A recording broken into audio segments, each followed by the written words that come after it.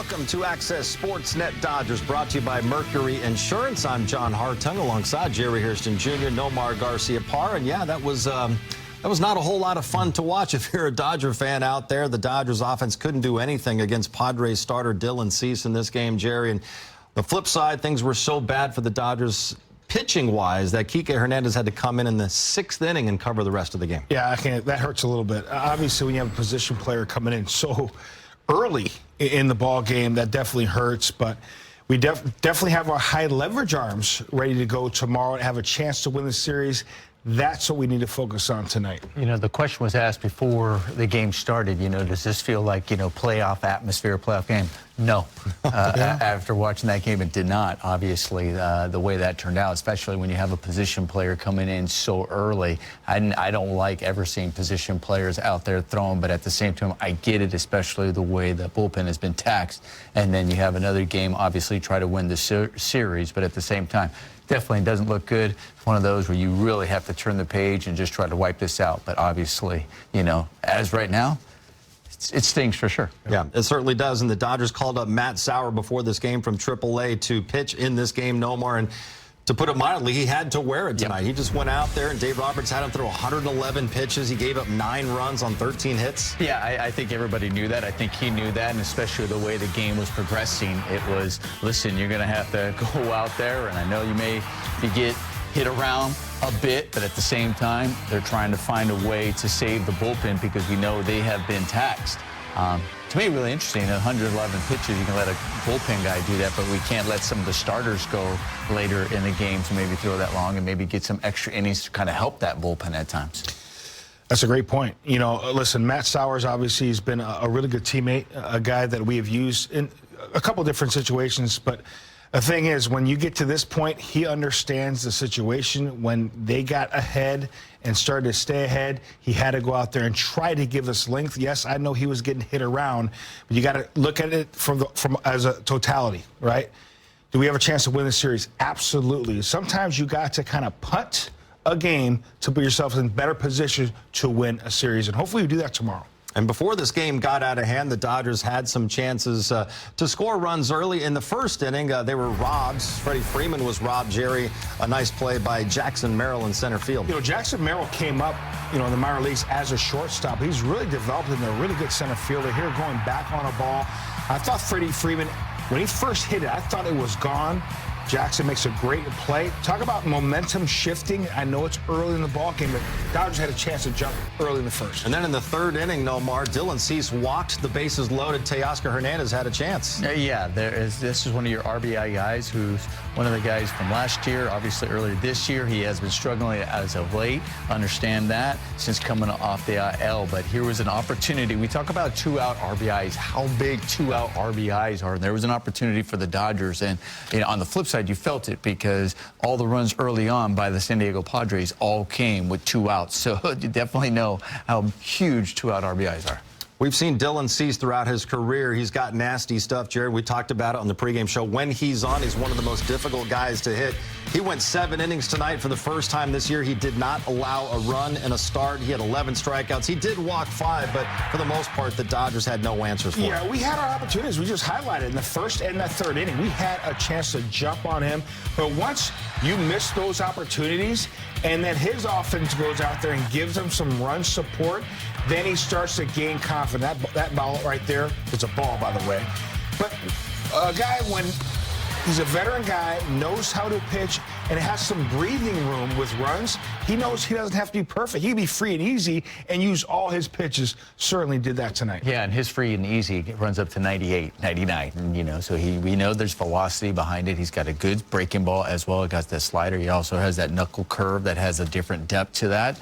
And he was able to go out there because he knew he had a big cushion, and he really just stifled the offense. And right now he's expected to start the game at Dodger Stadium next Monday, so hopefully the Dodgers can figure out some ways to get to him in that one. For now, though, let's head back to the booth in San Diego, check in one final time with Joe Davis and Oral Hershiser.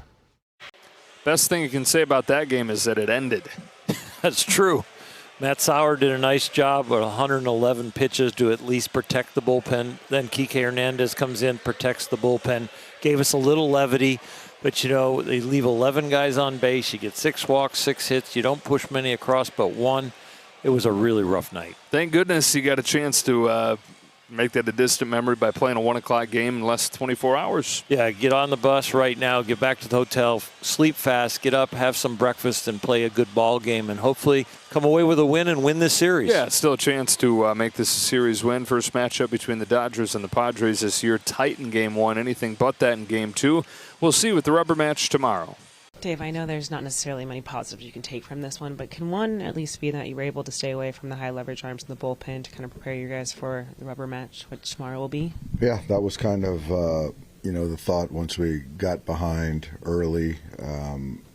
You just got to look at where our pen is at and appreciating what we have the next couple days. And you can't, I felt it wasn't smart to chase and redline guys in the pen. And I got to give credit to Matt, who pitched as much as he's ever pitched, and essentially took it for the team to try to stay away from other guys and give us a good chance to win a series. And that's what we came in here to do, and we're in a position to do that.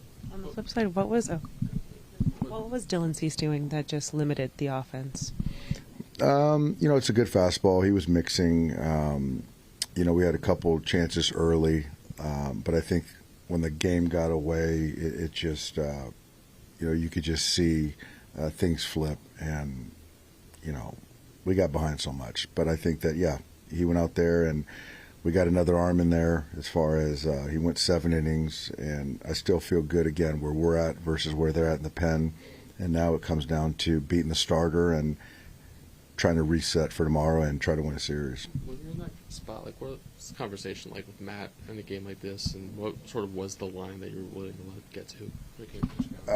I think, we certainly reached the line as far as pitch count.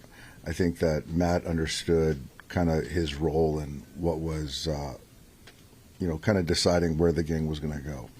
If we caught a lead early and it was worth to deploy leverage guys to win a ball game, but if not, then try to go as long as you could. Is it conflicting at all or difficult just to use a position player in the 6th inning of a game like that? Obviously, like you said, there's guys you're trying to stay away from and reasons for it, but just to have to do that early, is that an awkward thing to have to decide? Very awkward. Very awkward. It doesn't feel good, but I think that a guy that was available tonight in Kopech, I'm not going to pitch him down 6 or 7-0 in the 6th inning to then not have him available tomorrow. And as the rules are, we abided, and that's kind of what you do to essentially move forward and win the ensuing games.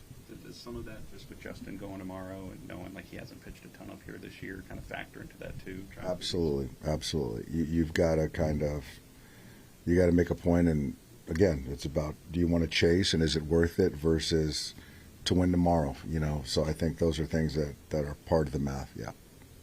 We made so much about the comparison to Game 4 last year. Did last year's bullpen games maybe give a little false sense of security about how competitive those can be, and how more frequently it's something that gets away like this?